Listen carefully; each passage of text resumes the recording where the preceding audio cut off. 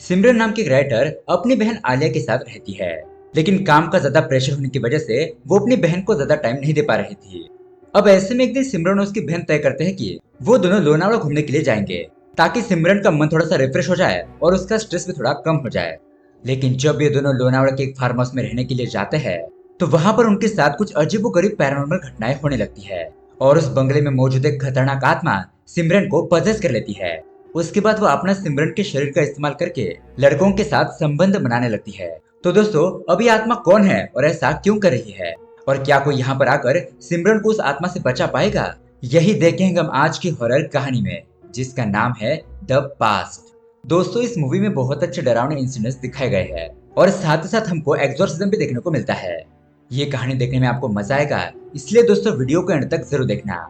तो दोस्तों, मेरा नाम है किरण और आप देख रहे हैं हॉरर बॉक्स हिंदी। अगर आपको भी ऐसे ही साउथ के हॉरर मूवीज देखना पसंद है, तो हमारे चैनल को सब्सक्राइब जरूर कीजिए, क्योंकि हम आपके लिए ऐसे वीडियोस लाते रहते हैं। तो चलिए बिना किसी देरी के शुरू करते हैं आज की कहानी। कहानी की शुरुआत में हमें सिमरन नाम की एक लड़की को दिखाया जाता है, जो कि एक राइटर होती है और कहानियां और नॉवेल्स वगैरह लिखती रहती है। अब तभी हम वहाँ पर उसकी बहन आलिया को देखते हैं, जो कुछ दिनों के लिए उसके साथ रहने के लिए आई थी। लेकिन अपने काम की वजह से सिमरन उसे टाइम ही नहीं दे पा रही थी, जिस वजह से आलिया का मूड ऑफ हो जाता है। लेकिन अब सिमरन उससे वादा करती है कि वो जल्दी उसको वेकेशन पर लेकर जाएगी और ये दोनों वहां पर बहुत ही मस्ती करेंगे। अब दोस्तों, ये बात सुनकर आलिया बहुत ज्यादा खुश हो जाती है। तभी हम देखते हैं कि सिमरन को उसके पब्लिशिंग हाउस से एक मैसेज आता है और उसका बॉस उसे कल मिलने के लिए बुला रहा था, क्योंकि उसके पास सिमरन के लिए कुछ काम आया था। अब उसके अगले दिन हम देखते हैं सिमरन जब पब्लिशिंग हाउस पहुंचती है, तो वहां पर उसकी मुलाकात उसके ओनर युवराज से होती है। और युवराज यहाँ पर सिमरन से अपनी कहानी लिखवाना चाहता है। वो अपनी कहानी के बारे में इंफॉर्मेशन देकर उसको कहता है कि तुम आज से मेरे कहानी के प्रोजेक्ट पर काम करना शुरू कर दो। लेकिन दोस्तों, सिमरन ने तो आलिया को प्रॉमिस किया था कि वो लोनावला घूमने के लिए जाएंगे, इसलिए वो युवराज को अपना रीजन बताते हुए कहती है कि आप थोड़ा एक हफ्ते तक इंतजार कीजिए, वेकेशन से आने के बाद मैं आपकी कहानी पर काम करना शुरू कर दूंगी। अब इसके लिए युवराज तो मान जाता है, लेकिन वो कहता है कि लोनावला में तो मेरा खुद का बंगलो है, तो सिमरन तुम ऐसा करो, अपना वेकेशन मनाने के लिए मेरे बंगले पर रुक जाओ। साथ ही साथ तुम वहां पर अपना काम भी करते रहना और एंजॉय भी करना, क्योंकि वो बंगलो जिस एरिया में है वो एरिया बहुत ज्यादा शांत है और वहां पर बैठकर कहानी लिखने में तुम्हें बहुत ही अच्छे अच्छे आइडियाज आएंगे, जिससे तुम्हारा काम अच्छा होगा और तुम वहां पर अच्छी तरीके से वेकेशन भी मना पाओगी। अब ये सब कुछ सोचने के बाद सिमरन भी इसके लिए मान जाती है। अब दोस्तों, उसके बाद जब आलिया को ये बात पता चलती है कि वो लोग वेकेशन पर लोनावला जा रहे हैं, तो वो तो बहुत ज्यादा खुश हो जाती है। अब उसके अगले दिन हम देखते हैं वो दोनों सीधा लोनावला पहुंच जाते हैं और वहां पर जाने पर बंगले का केयरटेकर शंभू उन दोनों को वेलकम करता है। वो उन्हें पूरा बंगला दिखाता है और फिर वहां से चला जाता है। अब सिमरन और आलिया को भी ये बंगला बहुत ज्यादा अच्छा लगता है।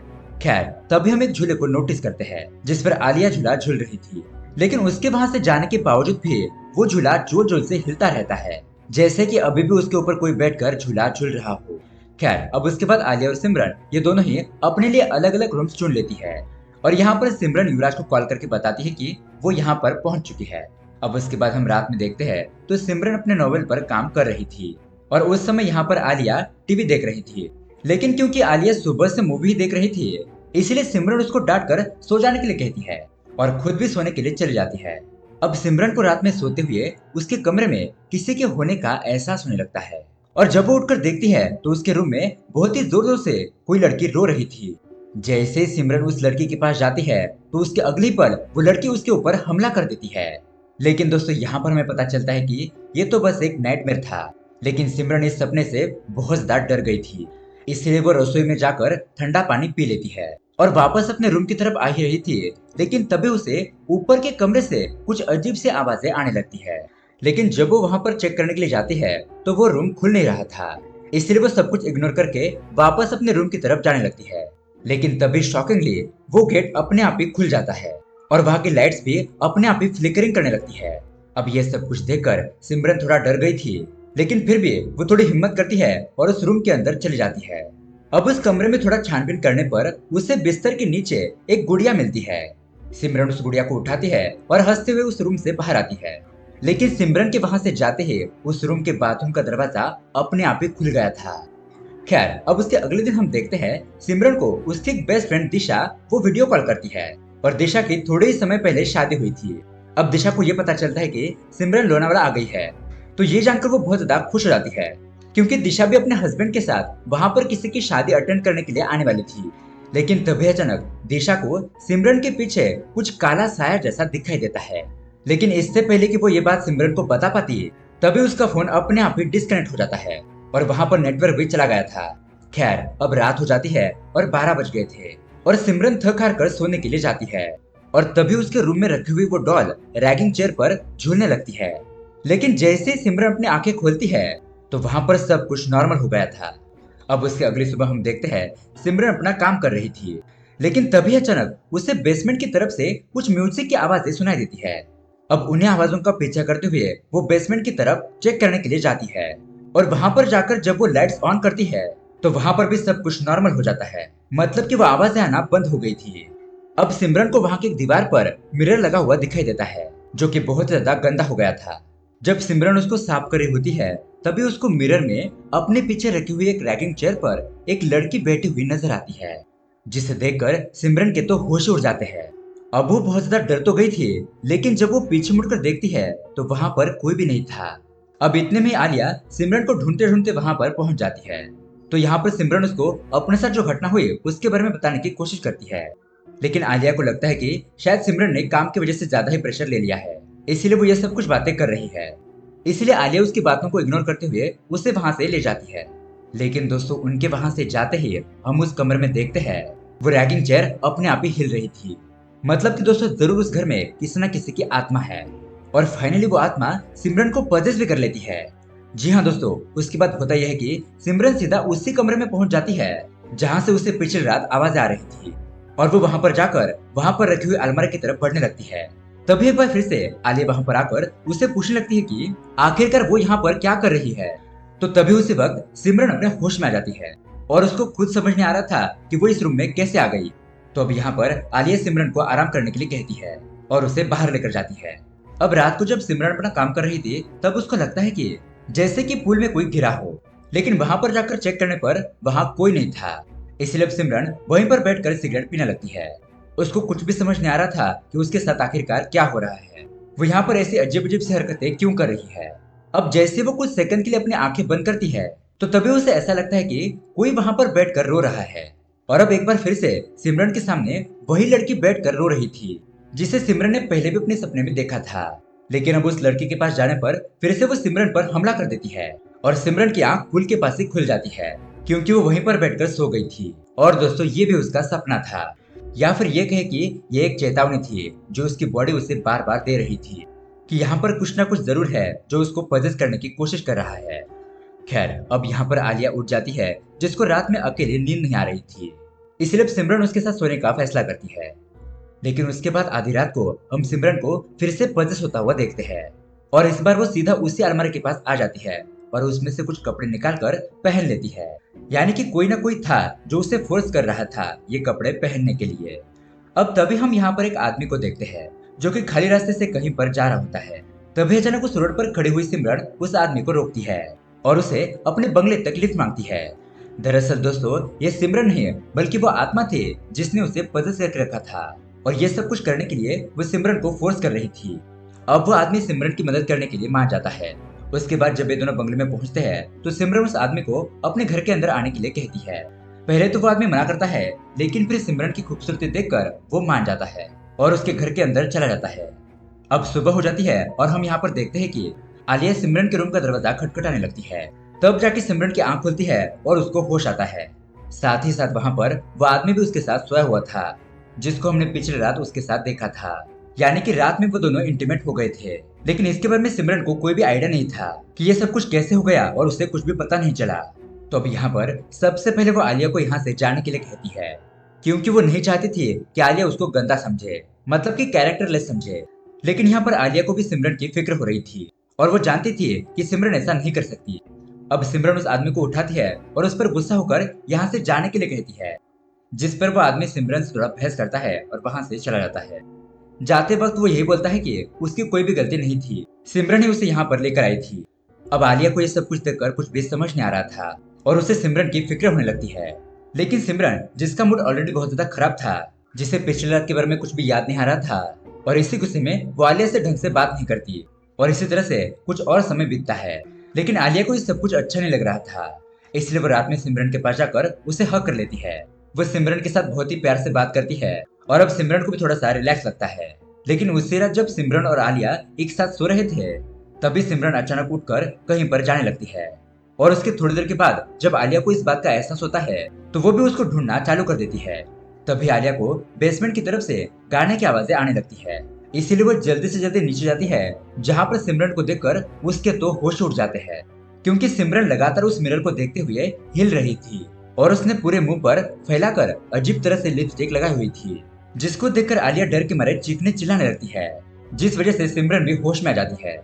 लेकिन अब उसे वापस से कुछ भी याद नहीं था कि वो यहाँ पर कैसे आई। अब सिमरन की हालत धीरे धीरे बिगड़ने लगती है और वो बस अपने रूम में बैठकर उस मिरर के सामने हिलती रहती थी। साथ ही साथ जब आलिया उसके साथ बात करने के लिए आती, तो वो तब भी उसके साथ बात नहीं करती थी और सिमरन का ऐसा नेचर बिल्कुल भी नहीं था। तो अब ऐसे एक दिन जब आलिया उस अलमारी के पास जाती है, तो सिमरन गुस्से में आकर उसे उस अलमारी से दूर कर देती है। तब आलिया समझ जाती है कि हो ना हो इस घर में जरूर कुछ ना कुछ दिक्कत है, इसलिए वो रात में सिमरन को वापस अपने घर पर चलने के लिए कहती है। लेकिन ये बात सुनकर सिमरन तो और भी ज्यादा गुस्सा हो जाती है। अब यहाँ पर कोई भी रास्ता नहीं था, सिमरन की हालत और भी ज्यादा बिगड़ने लग गई थी। इसलिए आलिया सिमरन की बेस्ट फ्रेंड दिशा और उसके हस्बैंड अमन को उस बंगले में बुला लेती है। अब यहाँ पर आने के बाद दिशा को भी सिमरन की हरकतें कुछ अजीब ही लगती है। अक्सर जो सिमरन बहुत ही ज्यादा खुश रहा करती थी, वो सिमरन बस एक अब जिंदा लाश बनकर रह गई थी और सिमरन की ऐसी हालत देखकर दिशा को बिल्कुल भी अच्छा नहीं लगता। अब इसी के साथ रात में जब ये लोग खाना खा रहे होते हैं, तब सिमरन अमन को बहुत ही अजीब तरीके से घूरने लगती है और जैसे वहाँ पर आलिया और दिशा अमन के लिए चिकन लेकर आती है, तब सिमरन अजीब तरीके से उस चिकन को छीनकर खाने लगती है। और ये देखकर तो दिशा और आलिया ये दोनों ही शॉक रह जाते हैं, क्योंकि दोस्तों उनको पता था कि सिमरन नॉनवेज नहीं खाती। लेकिन जैसे वो इस बारे में सिमरन से पूछने लगते हैं, तो सिमरन उनके ऊपर बहुत ही अजीब सी आवाज निकालकर चिल्लाने लगती है और उस चिकन को लेकर अपने रूम में चली जाती है।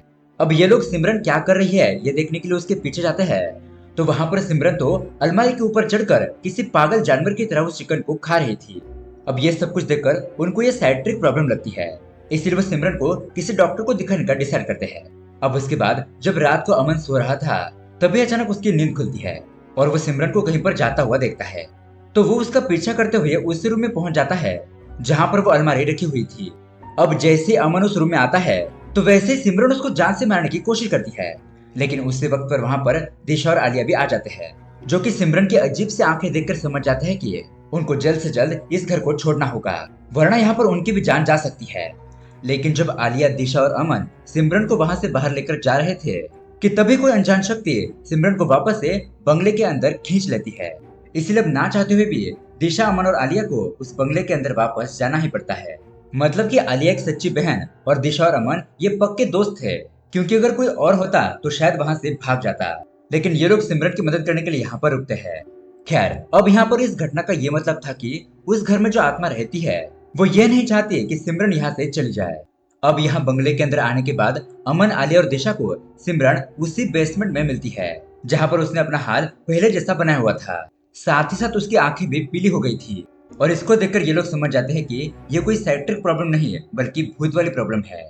अब सिमरन को ठीक करने के लिए ये लोग उसके अगले दिन जेम नाम की एक सिस्टर को बुलाते हैं, जो कि एग्जॉर्सिज्म परफॉर्म करने का काम करती है। खैर, अब बंगले के अंदर आते ही उस सिस्टर को वहाँ पर नेगेटिव एनर्जी फील होती है। साथ ही साथ जब वो सिमरन को देखती है, तो उसे कंफर्म हो जाता है कि इसके अंदर कोई ना कोई भूत जरूर है। अब ये जानने के बाद सिमरन की बहन आलिया को दुख होता है और वो परेशान हो जाती है। अब उसके बाद जैन अकेले ही उस अलमारी के रूम में जाती है और वहाँ पर जाकर वो अलमारी को चेक करती है, तो उसे वहाँ पर एक औरत की फोटो मिलती है और जैन उस फोटो को अपने पास रख लेती है। और अब बेसमेंट को चेक करने पर उसे वहाँ पर बहुत ही क्रीपी फील होता है, जिससे कि डर कर वो ऊपर आ जाती है। उसके बाद यहाँ पर इस घर के केयरटेकर शंभू को बुलाया जाता है। अब जैसे वो उस फोटो को देखता है, तो वो बोलता है कि असल में इस फोटो में जो औरत है वो युवराज सर की पत्नी संजना है, जो कि 5 साल पहले खो गई थी और आज तक उनका कुछ भी पता नहीं चला है। साथ ही साथ वो रूम जिसमें वो अलमारी थी, वो संजना का ही रूम था। और ये बात जानने के बाद सभी लोग शॉक रह जाते हैं और अब उन्हें समझ में आ गया था कि सिमरन को संजना की आत्मा ने पदस किया हुआ है। और यहाँ पर ये बात भी कंफर्म हो जाती है कि संजना खोई नहीं थी, बल्कि वो मर चुकी थी। अदरवाइज उसकी आत्मा कैसे सिमरन को पदस कर लेती। लेकिन ये सब कुछ बातें किसी को भी समझ नहीं आ रही थी कि यहाँ पर क्या हो रहा है। खैर, तभी जन वहाँ पर होली वाटर छिड़कती है और कुछ मंत्र वगैरह पढ़ने लगती है। और ऐसा करके वो संजना की आत्मा को यहाँ पर आने के लिए विवश कर रही थी। अब यहाँ आने के बाद संजना पहले तो उन्हें कुछ भी बताने के लिए तैयार नहीं थी, लेकिन बाद में वो बताती है कि वो बस सिमरन की बॉडी में रहकर प्यार पाना चाहती है, वो प्यार जो कि उससे कभी भी युवराज से नहीं मिला। जी हाँ दोस्तों, अब यहाँ से सीन जाता है पास्ट में, जहाँ पर हम देखते हैं युवराज की शादी संजना से हुई थी, लेकिन शादी होने के बाद भी युवराज संजना से सीधे मुंह बात नहीं करता था। बस संजना ही उससे बहुत बार बात करने की कोशिश करती थी, वो उससे प्यार करने की कोशिश करती, लेकिन हर बार युवराज उस पर गुस्सा करके उसे वहां से भगा दिया करता था। और दोस्तों यहाँ पर हमें पता चलता है कि युवराज और वो एक साथ कभी भी रूम में नहीं सोए थे, जिससे कि संजना को बिल्कुल भी अच्छा नहीं लगता था। अब ऐसे ही उसके सारे दिन रोते हुए ही बीत रहे थे। लेकिन अब यहाँ पर आता है बहुत बड़ा ट्विस्ट। अब ऐसे एक दिन युवराज अपने बॉयफ्रेंड को लेकर अपने घर पर आता है। जी हाँ दोस्तों, तब जाकर संजना और हमको पता चलता है कि युवराज असल में एक गे है, लेकिन फिर भी बार बार संजना उसको समझाने की कोशिश करती है कि वो जो कुछ भी कर रहा है वो गलत है, लेकिन तब भी युवराज उसकी बात नहीं मानता। और अब इनकी बातों से हमें पता चलता है कि युवराज ने संजना के साथ शादी इसलिए करी थी क्योंकि उसके बारे में बाहर गे होने की खबर फैल रही थी।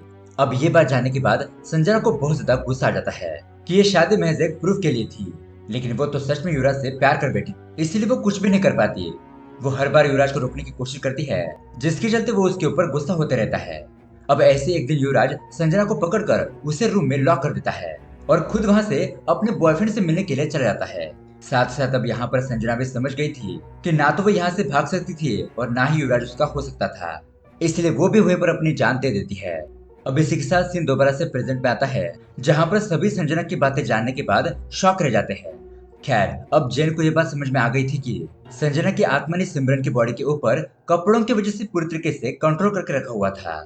जैसा कि हमने पीछे भी देखा कि कोई है जो बार बार संजना को कपड़े पहनने के लिए मजबूर कर रहा है, और इसलिए वो संजना के रूम में वो कपड़े लेने के लिए जाती है ताकि वो उन कपड़ों को जलाकर सिमरन की बॉडी से संजना की आत्मा को बाहर निकाल पाए। लेकिन जैन के रूम में जाने से पहले ही संजना उसको बहुत ही बुरी तरीके से डराने लगती है, जिस वजह से जैन को भी वहां से भागना पड़ता है, क्योंकि अब धीरे धीरे संजना बहुत ज्यादा पावरफुल हो रही थी। अब उसके बाद वहां पर जैन युवराज को बुलाती है, लेकिन जब वो युवराज को सब कुछ बातें बताती है तो युवराज को उनकी बातों पर जरा सा भी भरोसा नहीं होता। साथ ही साथ वो सिमरन से जाकर मिलता है, तो पहले तो सिमरन यहाँ पर नॉर्मल बिहेव करती है, लेकिन बाद में अचानक ही वो बेसमेंट में जाकर वहां पर अजीब तरह से बातें करना शुरू कर देती है, जिसको देखकर अब युवराज को भी बहुत ज्यादा डर लगने लग गया था। उसे ऐसा लगने लगता है कि उसे यहाँ पर कोई फंसाना चाहता है। लेकिन ये बात सुनने के बाद संजना की आत्मा गुस्से में आकर एक रॉड उठाती है और उस मिरर पर मार देती है, जिसको देखकर वो अक्सर हिलती रहती थी। दरअसल दोस्तों वहां पर एक सीक्रेट रूम था जिसको मिरर के पीछे छुपाया गया था, जिसे देखकर युवराज के तो होश उड़ जाते हैं। लेकिन अभी जैसे वो उस रूम के अंदर जाता है तो वहां पर उसे संजना रोते हुए दिखाई देती है, और उसे देखकर अब युवराज बहुत ज्यादा घबरा जाता है। तो यहाँ पर जैन उसे सारी सच्चाई बताने के लिए कहती है। और दोस्तों अब यहाँ पर असली राज से पर्दा हटने लगता है।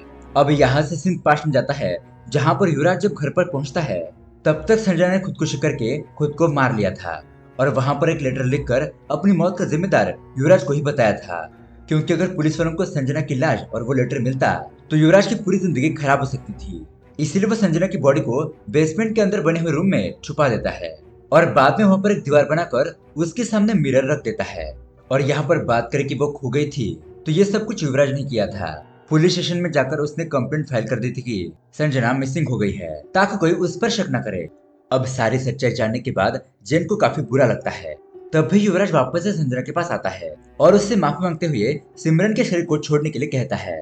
और अब यहाँ पर संजना चुपचाप सिमरन के शरीर को छोड़ देती है, लेकिन फिर उसने आलिया के शरीर पर कब्जा कर लिया था। और ये देखकर सब लोग समझ जाते हैं कि संजना की आत्मा इतनी आसानी से नहीं जाएगी। तो अब जैन वापस से कुछ मंत्र पढ़ने लगती है, जिससे कि आलिया ठीक हो जाती है। लेकिन फिर संजना की आत्मा दोबारा से सिमरन के शरीर पर कब्जा करके खुद को अपने रूम में अंदर से लॉक कर देती है। अब यहाँ पर जैन समझ जाती है कि वो अकेले यहाँ पर कुछ भी नहीं कर सकती थी, इसलिए उसके अगले दिन वहाँ पर एक गुरुजी को बुलाती है, और ये गुरुजी बहुत ज्यादा बड़े पंडित थे। तो जब गुरुजी वहाँ पर आते हैं तो सबसे पहले वो दिशा और आलिया को मंत्र पढ़कर एक कॉइन देते हैं, जो कि संजना की आत्मा से उनकी रक्षा करेगा, यानी कि संजना की आत्मा उनके शरीर में प्रवेश नहीं कर पाएगी। अब दिशा तो तुरंत ही उस कॉइन को ले लेती है, लेकिन आलिया उस कॉइन को लेते वक्त थोड़ा सा हिचकिचा रही थी। साथ ही साथ गुरुजी जब संजना के रूम में जाते हैं तो इधर आलिया उस कॉइन को फेंक देती है, यानी कि कहीं ना कहीं अभी भी उसके अंदर उस आत्मा का थोड़ा सा अंश बचा था। अब गुरुजी संजना के रूम में जाकर उससे बात करते हैं लेकिन संजना उन्हें यहाँ से जाने के लिए कहती है। लेकिन गुरुजी तो यहाँ पर संजना के कपड़े लेने के लिए आए थे ताकि उन कपड़ों को जलाकर सिमरन को बचाया जा सके और ऐसा करने से संजना की आत्मा को भी मुक्ति मिल जाएगी। लेकिन जैसे वो उन कपड़ों को लेने की कोशिश करते हैं, संजना सिमरन के शरीर को नोचने लगती है, जिसे देखकर ना चाहते हुए भी गुरुजी को रुकना पड़ता है। अब उसके बाद वो नीचे आते हैं और किसी दूसरे उपाय के बारे में सोचने लगते हैं। तभी उनको ये बात याद आती है कि संजना की बॉडी को अब तक जलाया नहीं गया होगा। इसका मतलब उसका स्केलेटन अभी भी वहीं पर है। अब ये बात पता चलते ही गुरुजी उस बेसमेंट वाले सीक्रेट रूम के अंदर जाकर उन हड्डियों को लेकर आते हैं, क्योंकि अगर संजना की हड्डियों को वो घर से दूर लेकर जाते तो तब भी संजना की आत्मा सिमरन को छोड़ देती। लेकिन जैसे ही जेन उन्हें वहां से लेकर जाने लगती है तो तभी वहां पर संजना की आत्मा आकर गुरुजी के ऊपर हमला कर देती है। लेकिन यहाँ पर गुरुजी का यही प्लान था और वो यही चाहते थे।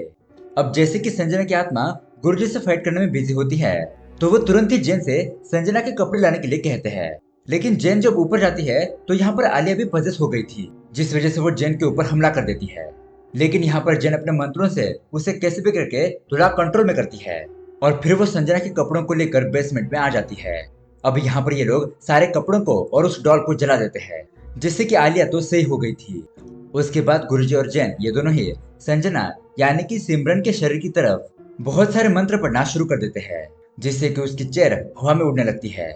लेकिन अब फाइनली संजना की आत्मा यहाँ से चली जाती है और अब सिमरन भी एकदम सही हो गई थी, यानी कि यहाँ पर संजना की आत्मा को मुक्ति मिल जाती है। अब उसके अगले दिन के सीन में हम देखते हैं कि जहाँ पर सब कुछ नॉर्मल हो गया था और गुरुजी सबको अलविदा कहकर वहाँ से चले जाते हैं और फिर दिशा और अमन भी वहाँ से निकल जाते हैं।